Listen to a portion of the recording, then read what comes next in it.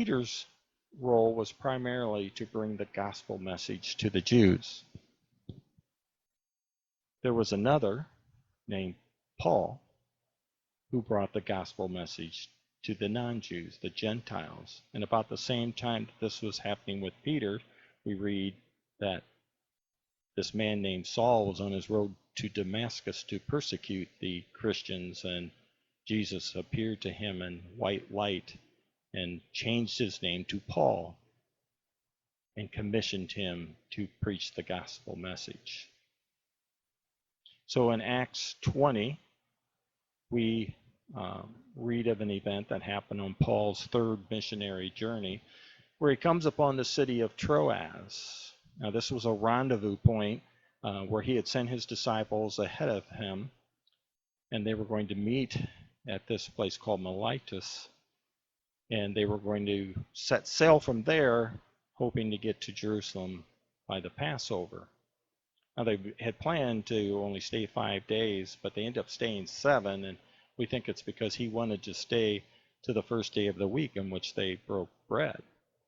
And so he has this all-night and literally all-night revival meeting, and we read of a young man, a boy named Eutychus, as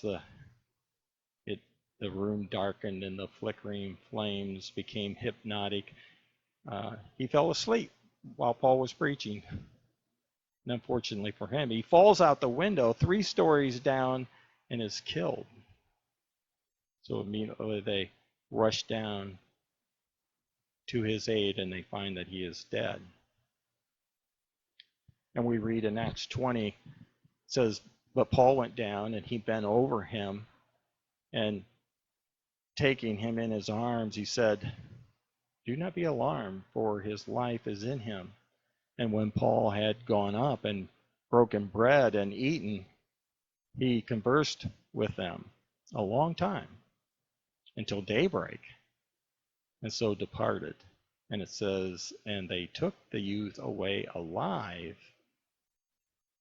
and were not a little comforted. In other words, they were greatly comforted.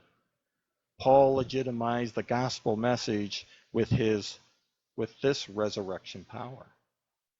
And Paul tells us in 1 Corinthians 15 that Christ was just the first fruit. That was just the beginning. That was happened so that we may know that we also will be resurrected in the end times. God's presence was and is today legitimized by his power. His power also legitimized his plan for his people. What is that plan? What is his plan for you? Let's watch this video, God's plan for you.